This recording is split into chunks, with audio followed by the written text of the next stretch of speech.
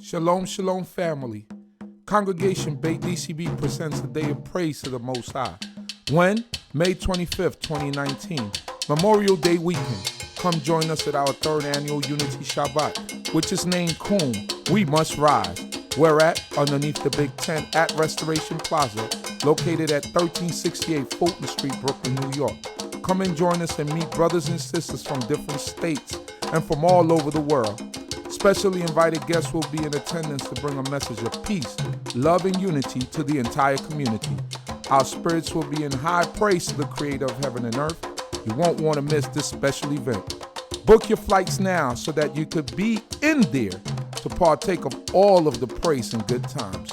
Once again, Congregation D.C.B invites you to our third annual Unity Shabbat Kum, We Must Rise. We're at under the big tent at Restoration Plaza, located at 1368 Fulton Street, Brooklyn, New York. It's going to be an unforgettable weekend, as we will also have our Night of Elegance on May 26, 2019, at the Africa House, also located in Brooklyn, New York.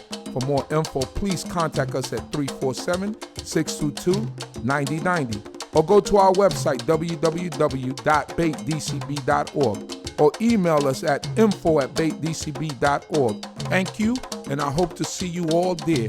Shalom, shalom.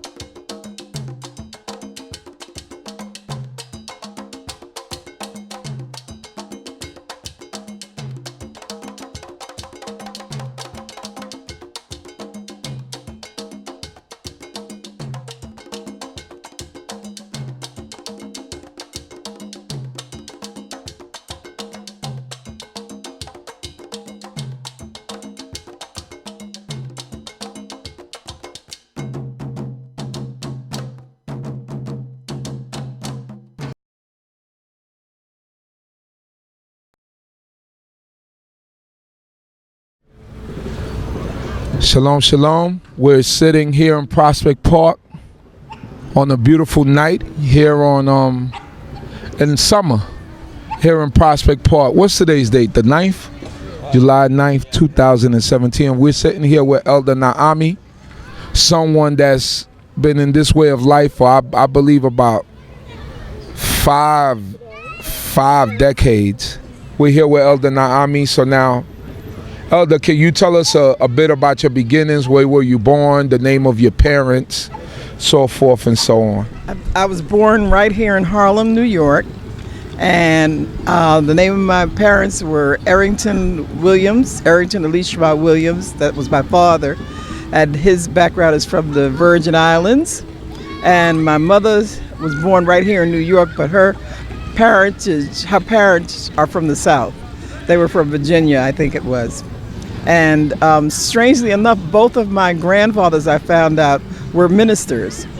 My father's father, Josephus Williams, he was a minister of a church that they were Messianic. It was called the First Church of Israel something. I got to look at his obituary to see what it really is. And they worship on the Shabbat. They didn't eat pork. And my Ima, I don't even know what she grew up as, but when she adopted the same thing as my father, you know, when they got together and got married. So that's my beginnings. I went to public schools here in New York, up to college right here, up to City College. All of my schooling has been in New York, and I was raised here in New York. Basically, first in Harlem and then in the Bronx. And I've been in the Bronx ever since. So. What year were you born? I was born in 1941, September the 18th, 1941, 3 months before Pearl Harbor. So, with your experiences here in New York City, growing up in New York City, how was it with you growing up during that era? Because there's not probably a lot of people around that were born in that era. Can you give us your experiences?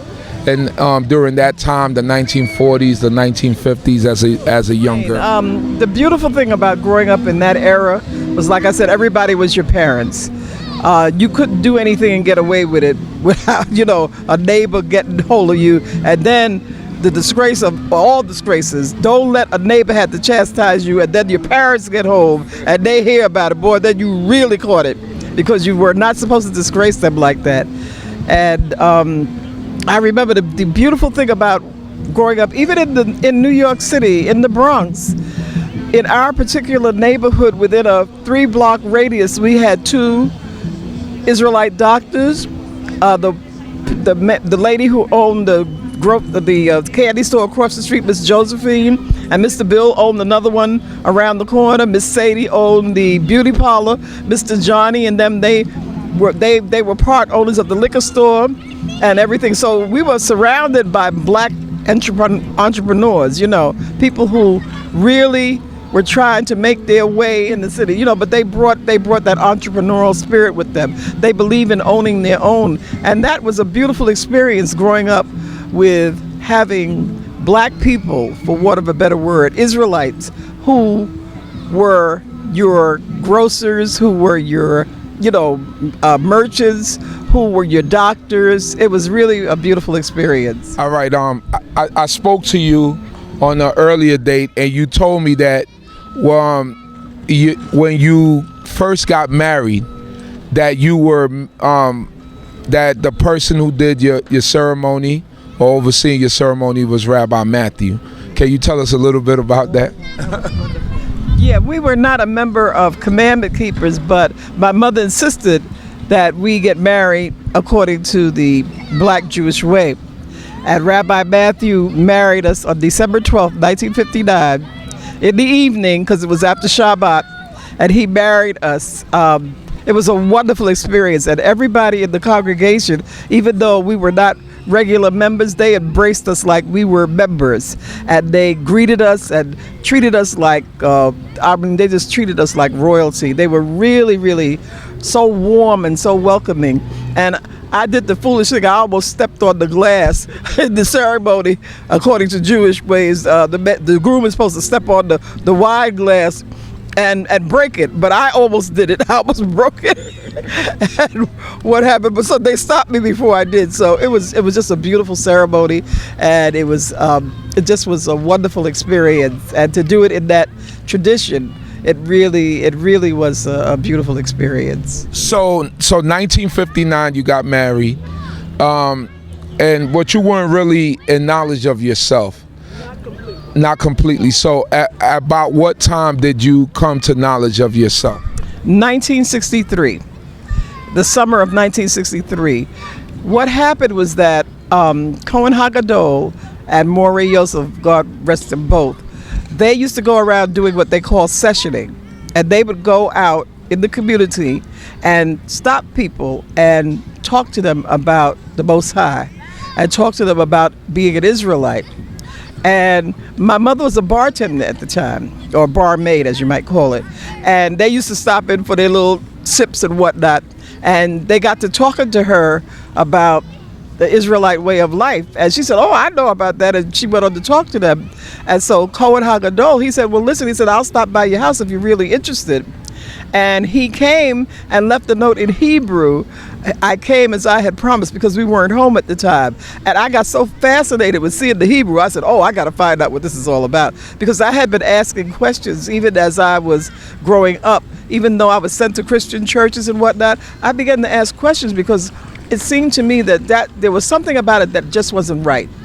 And I asked my Ima, I even got baptized because I figured that was going to be the answer.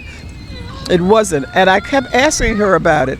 And we wound up going to a Jewish synagogue that wasn't far from our home. There's only one other Israelite family there, Mr. and Mrs. Parks. And we found out about it because my sister, my younger sister, God rest her, she was in his Mordecai, their son's class. And he was telling her about it, and we got interested, so we went. But even there, I felt uncomfortable because they said good Shabbos and everything like that. They were okay, but I didn't feel at home. When I heard Cohen Hagadol and Morey Yosef speak to me, I said, this sounds right to me. And I argued with them for about 7 or 8 months before I finally accepted that this was my history, you know. But it was a wonderful. I mean, it was like something opened up in me, something that I knew it was something that I had been searching for, and I knew I had found it when I heard about being an Israelite. Wow, it seems like a wonderful experience. So you started out when they were still at BINAH, Kobe, Yisrael? What had happened is that Cohen Hagadol and Moreh Yosef, they had gotten into some kind of contention with Rabbi Yirmiyahu, and they left in a huff. And that's when they started sessioning. And in fact, we were meeting in each other's houses from week to week. They even were meeting in my house one time, but then they found out I couldn't even be on time in my own house. So that's what made them change it. But seriously, that's what we were doing. We were meeting in each other's houses, and then we finally got the place on Gates Avenue. Gates Avenue between Broadway and Bushwick, I think it is. And we were there for a while. And then we, moved on to Linden Boulevard. Right. But those were some wonderful days, because I have to say it, Yah bless his memory, but Cohen Hagadol, he didn't have a college education, but he buried himself in that book for about 8 months or almost a year. And when he came out, he came out with such a knowledge and wisdom of understanding of that book. I would even say I haven't seen any teachings that rival those teachings that we got at Hashaba. It really was an opening for us, and it really was a good opening to understanding for us. We learned a lot of things, and then we found that a lot of people started imitating us and they started trying to do what we were doing and whatnot. We had some troubles, we had there were rival groups even back then who were not in agreement with each other, I'll put it that way. But nevertheless, we prevailed, and we were still doing it. We finally, Geveret Miriam, God rest her, Eshet Cohen Hagadol, she decided, she had sent around to all the temples that we knew of in the area and told them that she wanted to start a school, and nobody answered her. So she said, well, I'm not waiting for them, I'm going to start it myself. And that was the beginning of the Israelite Institute, and it was a wonderful spirit. I yanked my kids out of public school and put them in the Israelite Institute, and it was just a wonderful experience for the time that they were there. So you said that that Cohen Levy, he you never heard any teachings like that. This is like the prevailing thought that I hear from everyone that's set up underneath him. Give me an example of something that you learned from Cohen that just blew your mind, or that it was something that was so outstanding that you said, there was nothing that really rivaled it. One of the things that we heard was about the garden story, the beginnings of Adam and Eve, and we had never heard it that way before. And it really, I don't know that they're still teaching it that way anymore, but it was an eye-opener, and it made so much sense because it put all the pieces together of why we have the enmity between, the race of Japhet now and the rest of the world and whatnot. It explained so many things, that it explained when it was explained to us. It was explained, so it made so much sense. It really appealed to your intellect, and it appealed to your common sense, and that's what made it so unique. And then also the fact that we were told that we were not Jewish, because a lot of us had come up under that understanding that we were black Jews. And then when we started breaking down about the tribes and the tribes of Yisrael, and when we even started trying to identify ourselves by tribes, that was something that was new. That was something that hadn't been tried before, because all of us thought, I guess before that we were just Jews, and we didn't think about the separate tribes that we could belong to. And I remember even Prince Sapor, he was one of the first Zavuluites who came, and we had another brother, what's his name, Micaiah, I think it was. He was a Zavuluite, but he was like another one that came in, and we were saying, as we began to see the tribes being separated, that was a mind-opening thing too. And the fact that we dressed in culture, most of us tried to dress in culture all the time. I even started wearing culture to work, and I found that it gave us a new respect, even in the community and even on our workplace, the whole nine. So it was really it was really an eye-opening experience. So he taught a sense of self-pride. A sense of pride, and also the what do you call it? The emergence of culture, that kind of thing. The being proud of your culture, and not being afraid to display it and exhibit it. You know what I'm saying? We of course, like every group, whenever Israelites get together, we had some who cut up and carrying on, but for the most part, we really exhibited that Israelite spirit, and we would go to places like here in the park and whatnot like that, and we would gather people from all around, because we looked different.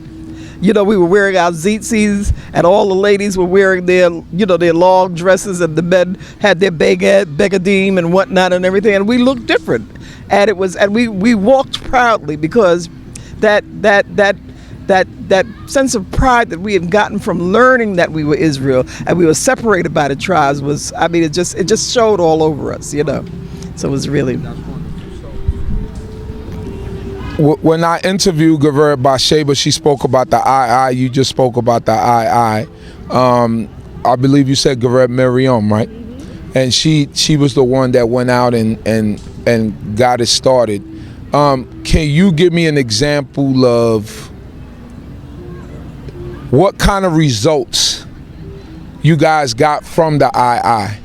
What kind of results? Just put it in words of something that you saw that this is what the II produced, the Israelite Institute. For one thing, it gave our children a sense of belonging, because they were with children that did the same thing that they did. And we had, I think it was Geveret Bathsheba, Geveret Adiria, and some other sisters who made uniforms for the children. They all had uniforms, and the young men had the little whatnot. It was beautiful. But the beautiful thing about it is that even without the money and even without all of the resources that we needed, we still had some kids who graduated. They were far in advance of their grades. Had they been in public school, they were far in advance of that. Some of them even started college early. Miriam herself, she graduated from college when she was 15. Yes, she was a genius, and Reuven looked like he was going to follow in the same thing, because he was in a yeshiva ever since he was like 4 years old, and he could speak Hebrew, I guess, in his sleep. So she carried on that tradition of putting an emphasis on education.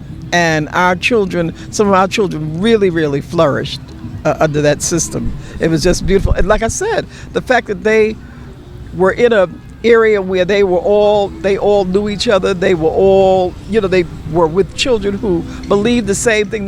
When our holy days, there was no question about when we were, when they were going to be off from school, because we closed our schools on the holy days and coming near the holy days, so it was beautiful. Are you one of the original charter members of Hashabah? I'm not a charter member, but I certainly was there very, very early. Right. And I didn't sit in the hierarchy, right, because I was one of those people that I came when I felt like coming. Seriously, right. I wasn't there every Shabbat, and I've never been that kind of right. Shabbat observer. Right. Where I come every week and everything like that. But whenever they had feast or anything like that, you find me in the kitchen with, right, with an apron on, and whenever they had clean up or anything like that, we did that. So right. that's where I functioned. So you were there were you there at Hashabah from beginning to end? Just about, because like I said, when we were worshiping, we first began worshiping in houses, our own houses, because we had no place. And then when they finally established the place, we were so glad. And I've been there, I was there from there.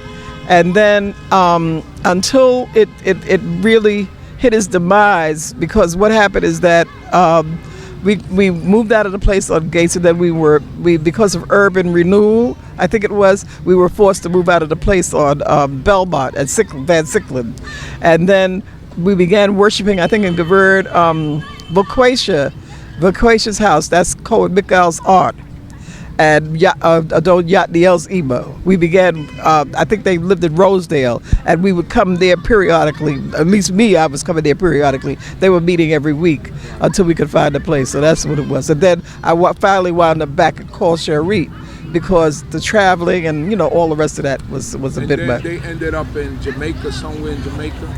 They wound up on Linden Boulevard in Queens. Yeah, in Queens, in what is that called? South O's. I forget what part of Queens it was. St. Albans, I think it was. Yeah, because they were originally in Rosedale because that's where Cohen Michael's Ema and Geveret Vocation, they all lived there. So we would meet there. And I remember going out there. I remember Cohen Michael's father for just a brief period. I just met him a couple of times before he passed away. We used to go out there on Friday night and meet up with them. And they, you know, we would go over the scriptures and everything like that. So it was really, really, really good times. So, yeah. So, in your journey, how many children do you have? I have 2 grown sons, Abdel and Mikael. My eldest just turned 56, and my youngest just turned 48. Okay. So they're old guys by now. I pretend that I don't even know them anymore because they get too old, you know, that kind of thing. But and I have only one granddaughter. I'm just that grieves me a little bit, but I love her, and we're almost joined at the hip, you know. And even though my sons are not in this way of life now, she's recently asked me if I would teach her Hebrew. And I said yes, because, you know, you have to tread very lightly when people are not doing what you're doing. You don't want to invade their particular, you know, situation. But if she asked me, that's what I was hoping she would ask me, and she asked me, so I tell her, you know, and I tell her. She asked me about the tzitzis too, and I told her what that was for. So every time she looks down to see, oh, you got your tzitzis on, and she remembers what they're called too. Right. So that's good. You know, I got hope. So, you know, we've seen all these places come and go. We've seen so many great men, you know, Cohen Levy, you see Nasi Yaakov, you see men that, you know, that had these statues and they brought culture and some type of self-pride to Israelites. What do you think was some of the reasons why a lot of those places are not around anymore, and what are some, you know, because you've been around basically from back then and you've seen the ups and the downs. What do you think is some of the reasons why a lot of these places are not around or open anymore? I think the number one thing was egos. A lot of them felt that, a lot of the leaders felt that they were in some sort of category, I think, that made them beyond approachable, so to speak. And I think that some of them, not everybody who was in a leadership position should have been in a leadership position. You know, there's some people who are almost born to lead, and then there's some people who are good followers. That it doesn't mean that that doesn't mean that one is better than the other. It just means that they're not cut out for a specific role. Then you had a situation just like with the II, where we set with Geveret Miriam set the tuition according to what you said you could pay. And there were people who walked away from that school owing thousands of dollars because Miriam wouldn't put them out because the children were Israelites. But you can't operate in this society without money. And if you don't support your institutions, then they're going to fail. You know, even when we went into certain entrepreneurial ventures, you know, Israelites, they claim they're going to support you, but then when you get there, they don't support you. So if without support of the community, these things fail, you know.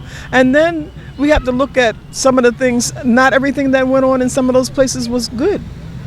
And the Most High is not, if you can't glorify the Most High if you're doing things that are not correct, and He will cause that to, you know, He'll cause that to fall down. Right.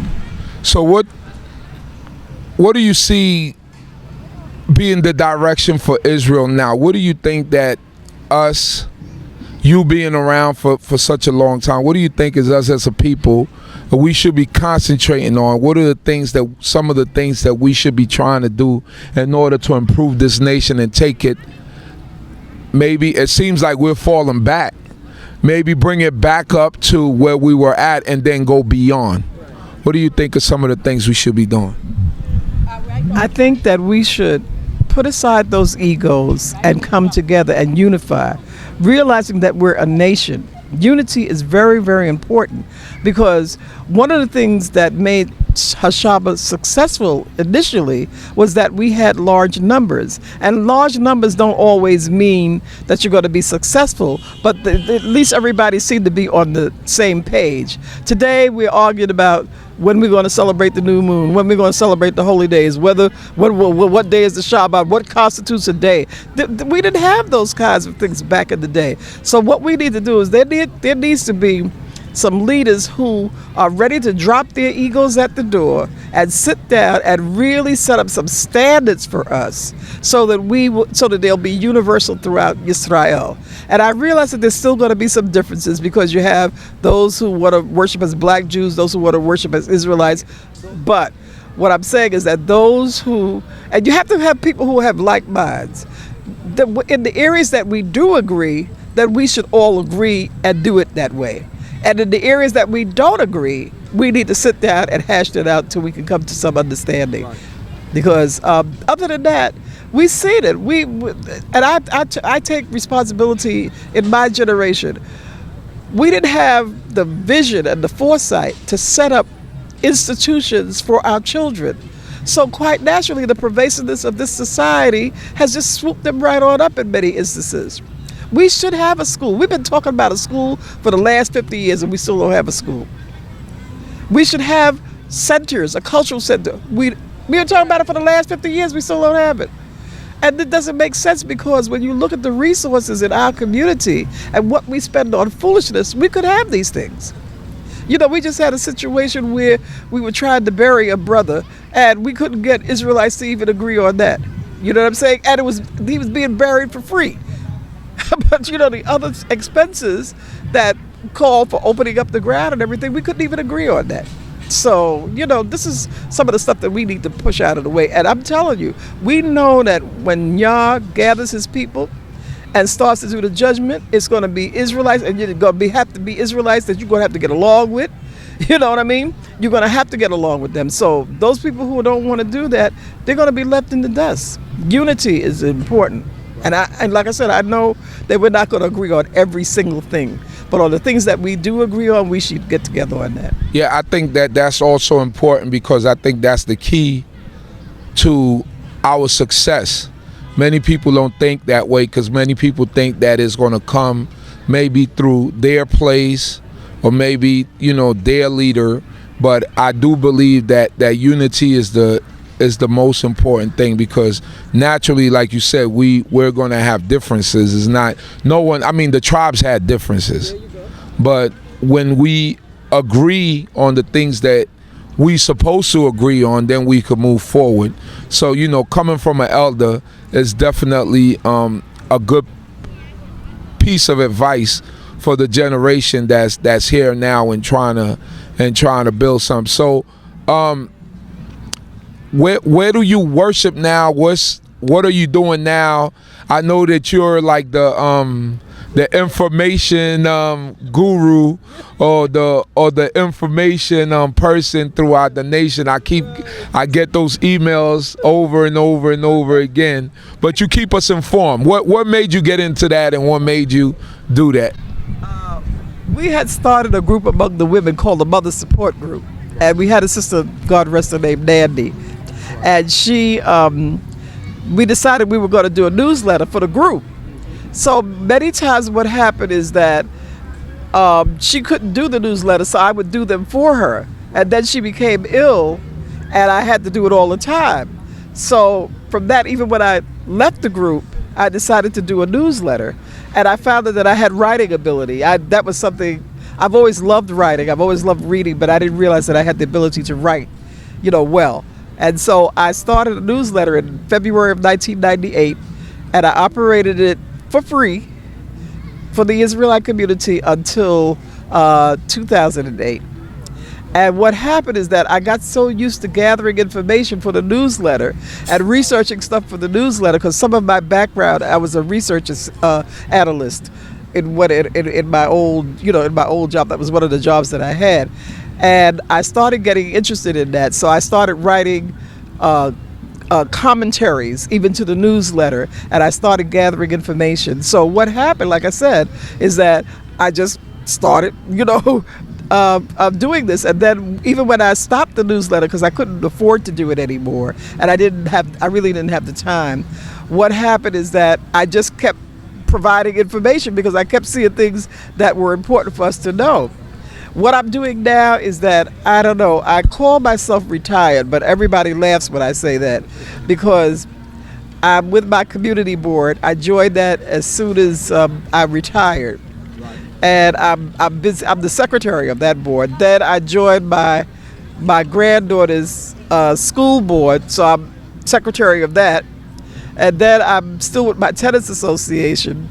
And then I still have some brothers that I'm writing to in prison and providing stuff to them. And then I'm a lay chaplain, so I get called at various times. And then I still, of course, have my granddaughter, but even though I only have the one granddaughter, I have plenty of grandnieces and nephews, so I've got them up in a slew. So I'm pretty busy. Plus, I go to the gym and, all that kind of stuff. And wherever I go, I still try to personify being an Israelite. And, people have asked me about being an Israelite. And in fact, the daughter that's supposed to meet me here tonight, she heard me speaking somewhere and she wanted to know more about it, and she got in touch with me, and from then I've been trying to get her, giving her information and whatnot. But I've been called a minister of information because Lord knows by the time I got through, when those emails, they're like 50 pages long. So, but I just love providing information, and I do it even for my building. You see my bulletin board in the hallway, in the vestibule. Yeah, it's got everything about where, what, this and that and everything. So this is what I do. For our daughters, right, in Israel, can you give them a sense of what an Israelite daughter should be? Can you give them a sense of how a Israelite daughter maybe should carry herself, how she should maybe dress, how all of the things that come with being a cultural person? Can you just give them an example of how they should be? Kane, that's a wonderful question, and I really have taken an issue with that because I've seen some of our daughters today, and it is nothing like the daughters that we had back in the day. And I realize these are modern times that everybody, wants to be down or whatever they want to be and whatnot, but we have to remember that an Israelite young lady she's not supposed to take on the ways of the nation. And a lot of times that happens too because some of the parents are a little risque in their ways. So we have to set the example. What makes them ashamed or maybe a little shy about wearing their culture is that, the parents are not doing it.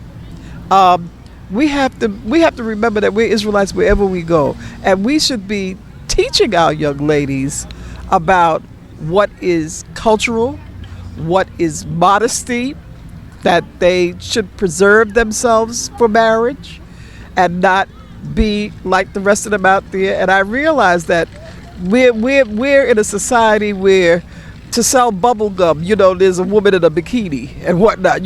Sex is a pervasive thing in this society, but we still have to hold them to standards and teach them by example, basically, about what it is to be an Israelite woman. We have to be modest. I've seen some grown women in Israel who feel that they have to compete with the ladies that are on the videos, and that's not a good example for your daughter.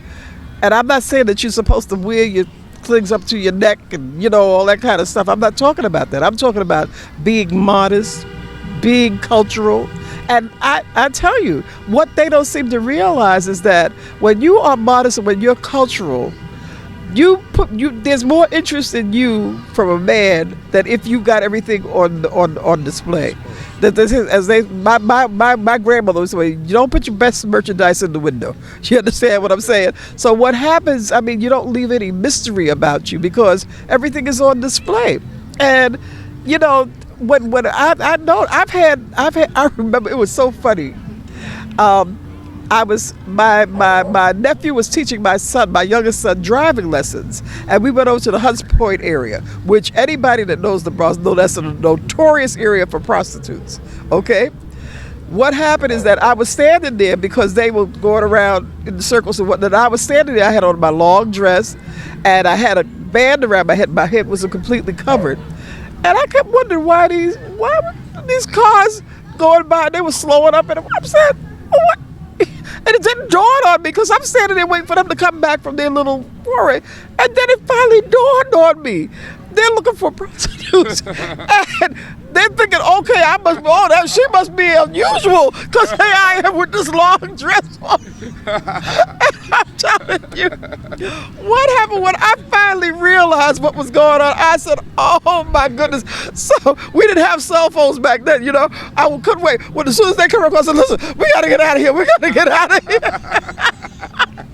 But I'm telling you, I did not know what was going on, but I kept saying, I said, what? I saw a couple of cars that went by me a couple of times. I said, what is wrong with these people?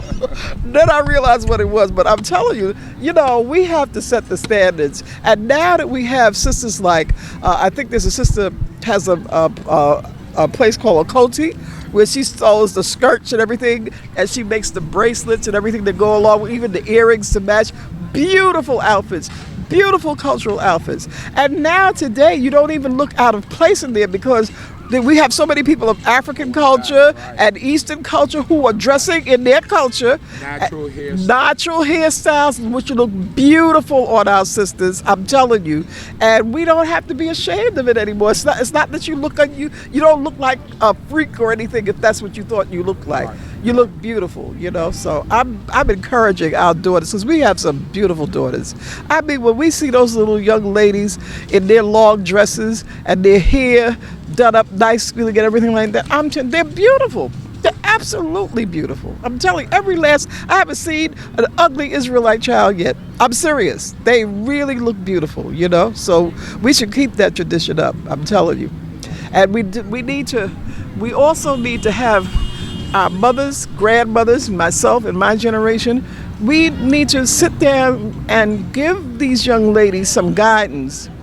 You know, set up some classes, set up some workshops where we can sit. I know they have the Phenomenal Woman's thing every year, but we also need to have something that's more tangible for them.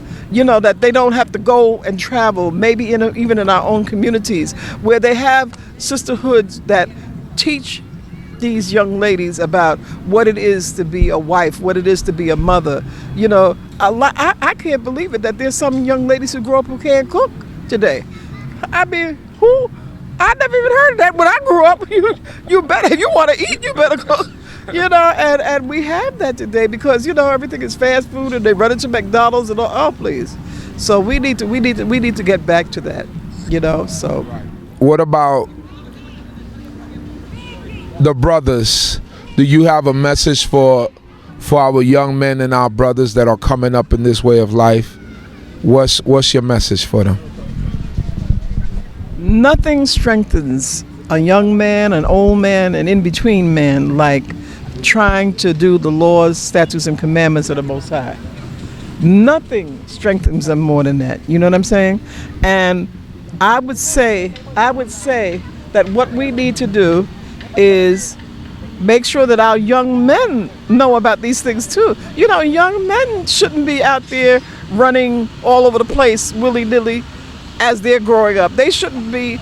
The Lord tells us that we can't make harlots out of the daughters of Yisrael. So this should not be a young man's goal. The first thought in his mind shouldn't be, oh, but get me 3 wives because I'm an Israelite.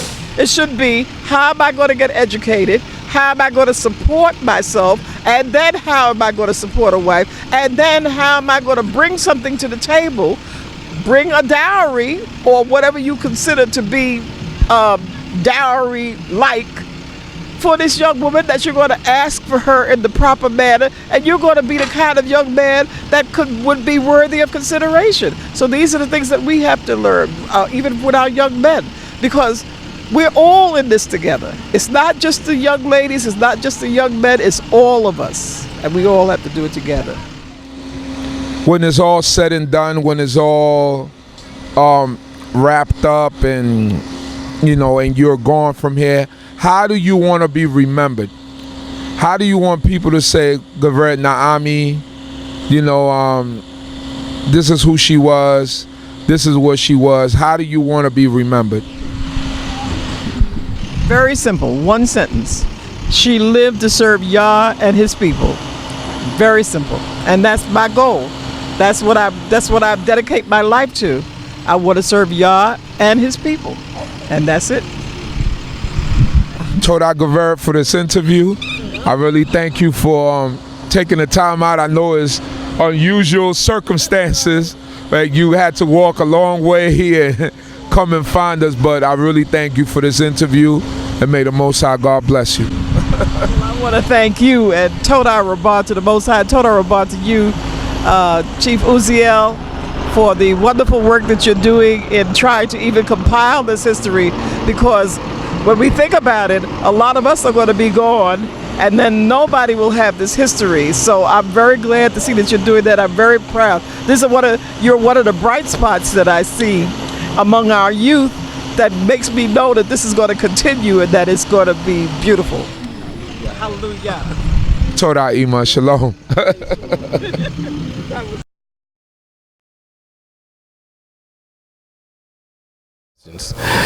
So we have our panelists, and we're going to allow Dr. Garvey first to introduce himself and to say anything that he would like to say at this moment.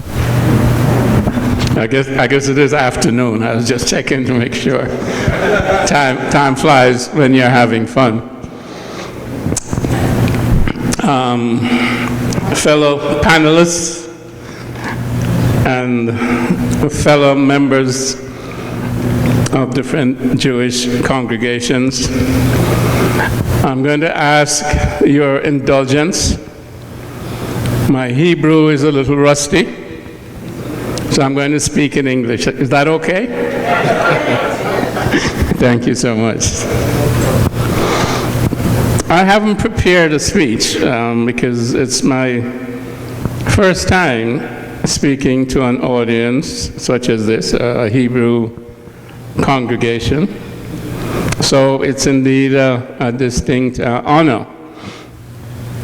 I did not know Rabbi Matthews, but I do know of Rabbi Ford, who preceded him in some sense in the genealogy and the legacy.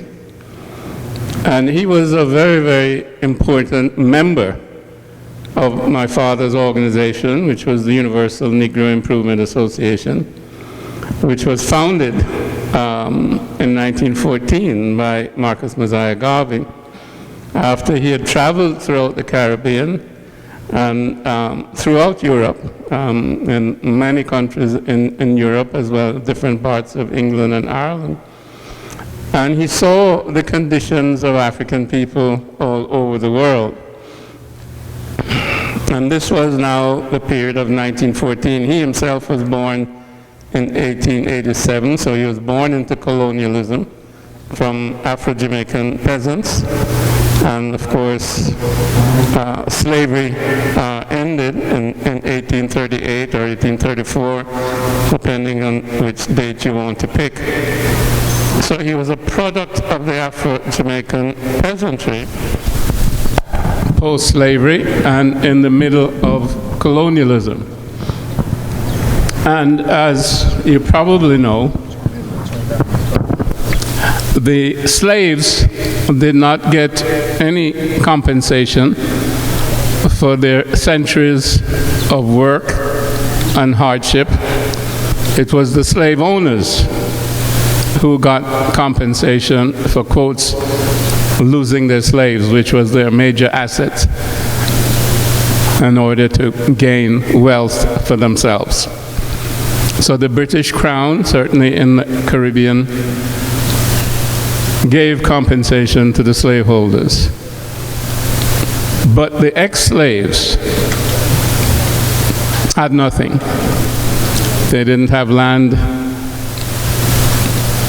and they really had no way to support themselves and their families. Of course, they claimed land, and very often they were run off the land, and they had to fight for the land. There were many, many revolts. And I'm from the Caribbean, born in Jamaica. And from the Caribbean, we like to say that as a people, we were never defeated, because there were always slave revolts. And as you know, that started all the way from the continent of Africa on the slave ships. And once the slave ships docked wherever they docked, in Brazil or in the Caribbean or here in the United States, we were more fortunate in that we outnumbered the slave owners, and we had favorable territory. So we were able to fight, escape into the mountains, etc. And we had advantages there. So we ended up in the post-slavery period, which was brought forward by many different revolts. One of them, of course, was Sam Sharp in Montego Bay in 1832, when they revolted against slavery. He was a Baptist minister. And you'll find that many of the leaders who were moving us in the direction of freedom and independence, you'll find that they belong to a religious entity, whether they were Baptists or there were others. And we'll get, of course, to the Jewish community, dispensation and how they were involved as black Jews in the nationalist movement. And I know Rabbi Levy has a lot to say about that. But we fought and we died. The Maroons signed independent treaties with the British. And even post-slavery, with no land, Paul Bogle out of Morant Bay led several thousand people on a march demanding land for the farmers, because they had no land to grow crops and to support their family. Of course, the British shot them down and over 800 died, etc. Paul Bogle is one of our national heroes in Jamaica, as is Sam Sharp and as is my father. This is the history that Marcus Garvey came out of. A history of revolt, a history of a fight for freedom, and a history of not being defeated, and a history of being rooted in Africa and African culture. So when he traveled the world and he saw the conditions of African people, and he was a printer by trade, so he was familiar with the printed word, and he educated himself out of high school.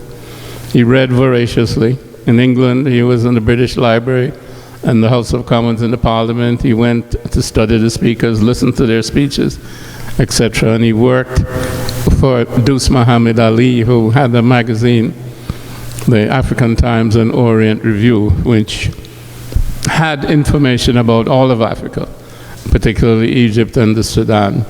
But all of Africa. It was a Pan-African magazine, and even more than Pan-African, but Pan-Asian in a very real sense, because of course the Asian people were also colonized at the same time that we were colonized as an African people. So he had that intellectual background. He had that understanding of our history. Coming back to Jamaica in 1914, it came to him as he lay in his bunk on the ship that it was his job to elevate African people, to bring about a renaissance to bring about a reconstruction of African civilization after 400 plus years of enslavement and colonialism. And when he reached Kingston, within a few days, in July, I think it was the 20th of 1914, he formed the Universal Negro Improvement Association and African Communities League. Now, he had been in communication with Booker T. Washington at Tuskegee, and he understood the work that Booker T. was doing, and he wanted to see the Tuskegee Institute. It wasn't a university at that time, but he thought that that would be a way for African people to learn the different trades and professions that were needed for them to recreate our civilization. So he came to the United States in 1916. Booker T had died, but Dr. Moulton was at that point in time in charge of Tuskegee.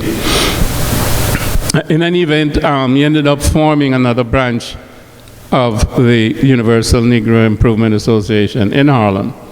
Within a year, he had traveled through 30 plus states here in the United States on his own dime, without any particular, bankroll. But he was a printer, he worked hard, he saved his money, and he traveled, and he saw the conditions in the United States. So here was somebody who not only prepared himself intellectually, but did the work on the ground and saw the conditions, the real conditions of African people, and saw what was needed. And he saw that the way for us to develop as a people was, number one, was through unity.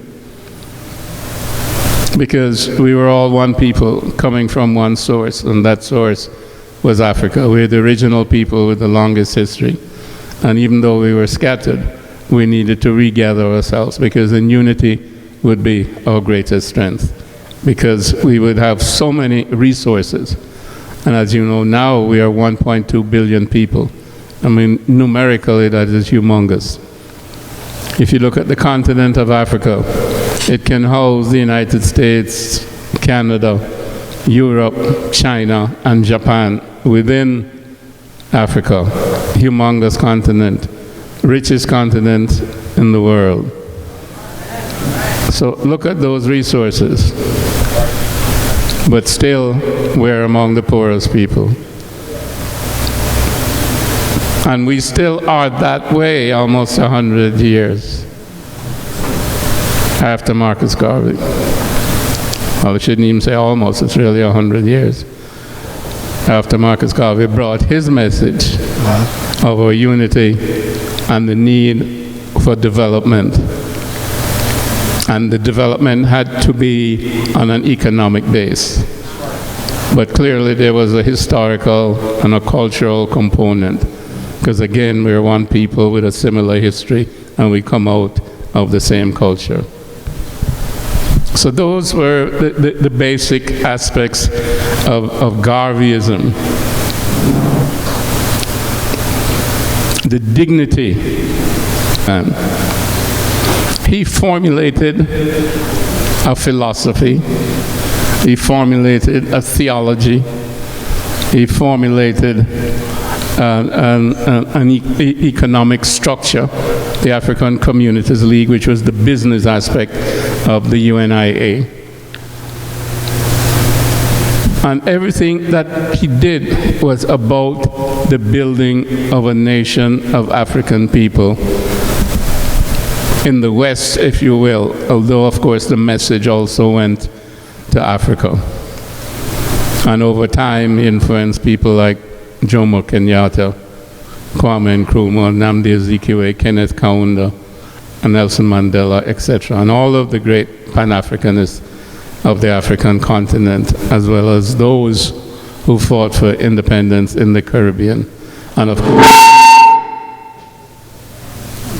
course here in the United States, Brother Malcolm X, Al-Haj Malik Al-Shabazz, and of course even Martin Luther King.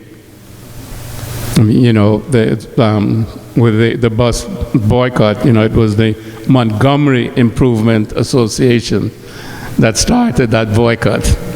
And you kind of wonder where that came from. But I always said, when they broke the back of the white bus company, if they were true Garveyites, they would have gone out and bought their own bus and had their own bus company, not go back and sit in the white man's bus. So the lesson wasn't completely learned at that point in time, and we still have to learn that lesson. I'm setting the table for these educated and brilliant people here on the dais, and bringing it, you know, back home, so to speak. Rabbi Ford was an integral part of the Universal Negro Improvement Association. He was the musical director. And as far as I can tell, in terms of reading, and, because most of you, I'm not sure what you're alluding to, but I wasn't around back in 1917. But we know, based on letters, etc., that he was a part of the UNIA in 1917. So he could have joined before then, but there wouldn't have been much before then because Marcus Garvey came in 1916. So I would say that he was there at the beginning. And of course, he was a Harlemite and a New Yorker from before then, because he was musical director of a group, an Amsterdam group, from 1912. So he's a well-known musician and musicologist. As a matter of fact, he was part of a group. What's the name of the group again, Rabbi? James Reese group that toured Europe with the new music, which was jazz, and made a hit in France. I mean, he blew them away in France. And of course, those of you who know of this period, this was the beginning of the Harlem Renaissance. And a lot of that came out of the Garvey movement in terms of writers, in terms of poets, in terms of musicians, etc. But Rabbi Ford wrote the hymnal, the Ethiopian Universal Hymnal, which was the hymn book for the UNIA, and the anthem, the Ethiopian national anthem, which was the anthem for the UNIA, was again his product. And you know, he continued in the UNIA as far as I know. I think he left the country in 1930 and went to Ethiopia. I know his son, before I met him in Ethiopia. And also here in the United States, he has a teaching post at Howard, and he goes back and forth between Addis and here. But Rabbi Ford's contribution was significant, not only musically, but in terms of the people that he brought into the organization. There is one record that I found that, well, first of all, he was a signature of the at the convention in 1920, which was the major convention of the rights of the Negro peoples of the world. And Rabbi Ford was a signature to that particular document, which laid the groundwork for the UNIA. Thank you so much. At which point in time, we got our flag, the red, black, and green, and of course the anthem, as we just mentioned, which was Rabbi Ford did both the lyrics and the music.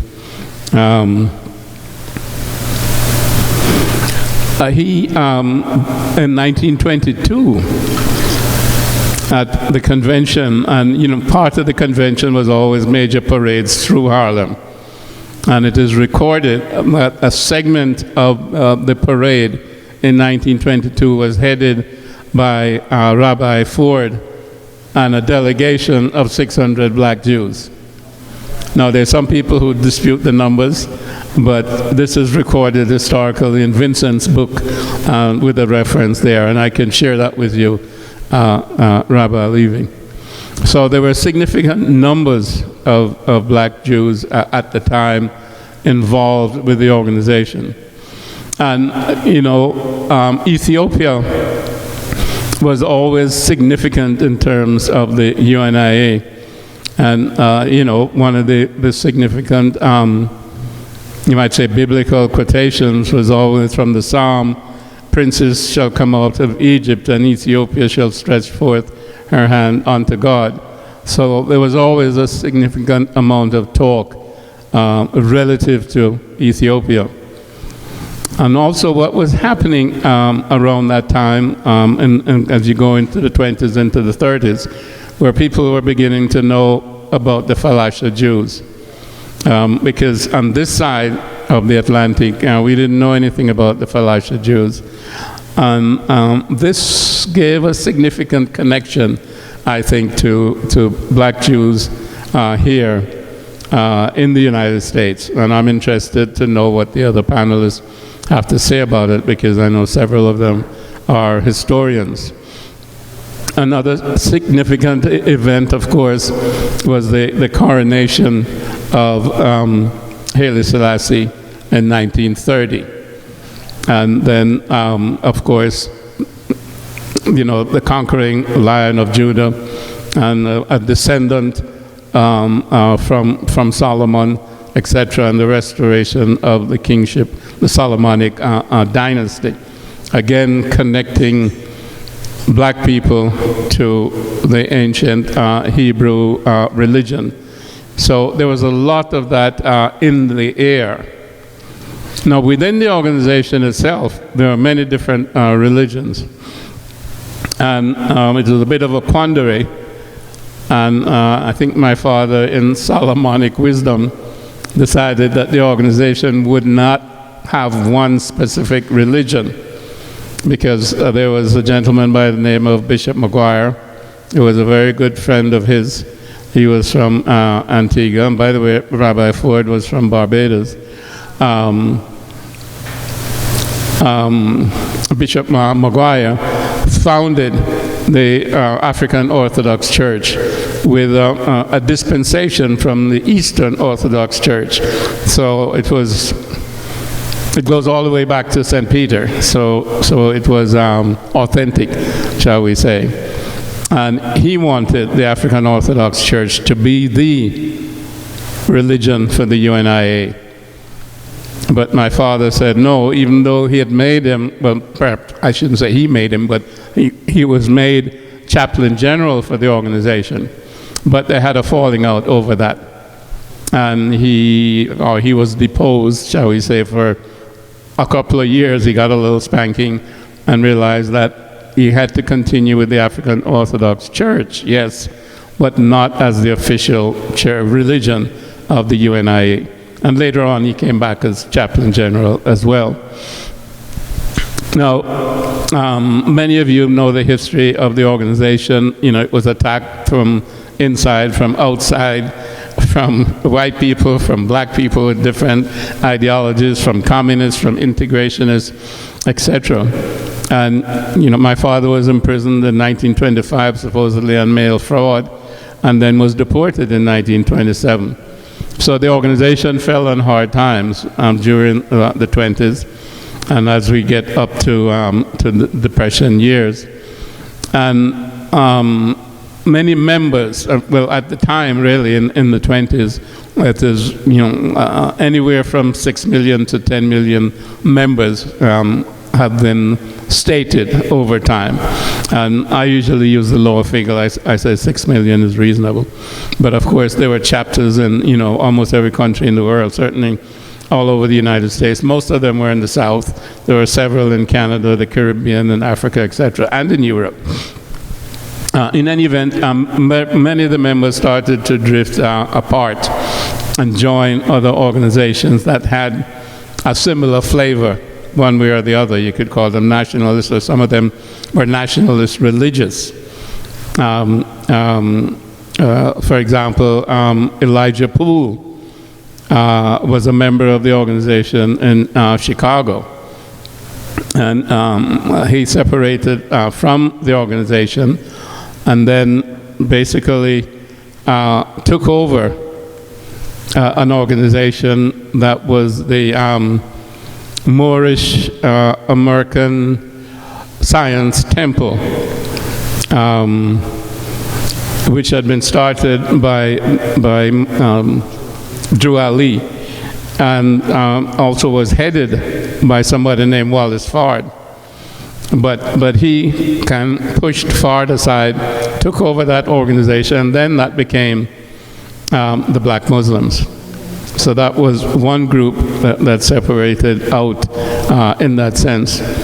And then you had people like Father Divine, you had people like Daddy Grace, and so on, who, you know, again, many of the Garveyites went into these different organizations. And, you know, the Black Jews in that sense, those who were part of the Garvey organization, you know, became more into their own religious perspective in terms of not being so much in the nationalist aspect of how they saw themselves as African people. So, you know, a lot of that was happening, and if you look, for example, again in the Caribbean coming out of Jamaica, the Rastafari, again, taking the Ethiopian message from Garvey, and the focus on Haile Selassie. I mean, one of his acclaimed prophecies was, again, look to Africa, where there shall be a crowning of a prince. And this was stated to prophesy the coronation of Haile Selassie. And many of the members of the Rastafari came out of the Garvey movement and formed the Rastafarian movement. And as you know, that's a significant religious movement at the present time, which has its origin in Jamaica, and it is an original Western religion. Interestingly, one has to understand the Garvey movement, if you will, as I was talking with Rabbi Levy, as a secular religion.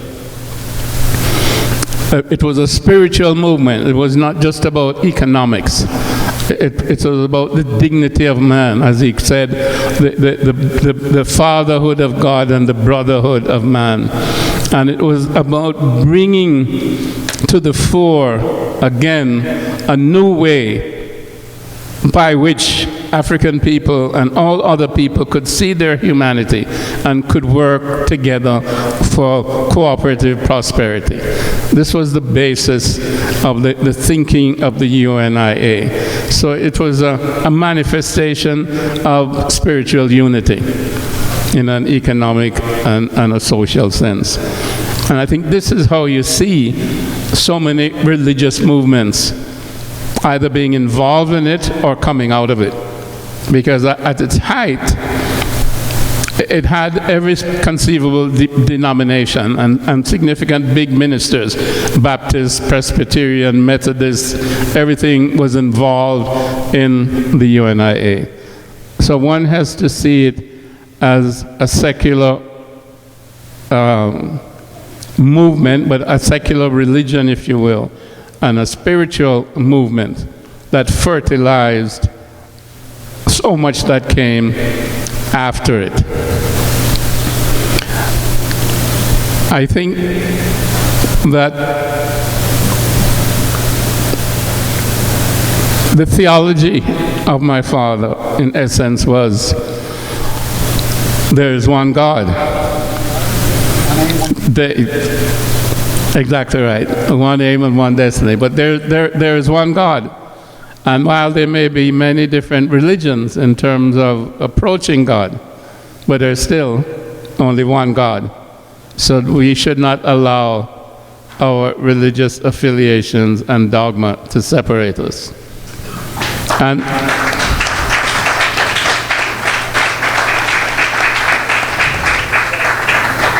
And there is only one aim, which is the unity and development of human beings. And then there is only one destiny: peace, happiness, and prosperity for all humanity. I think that sets the table. Thank you.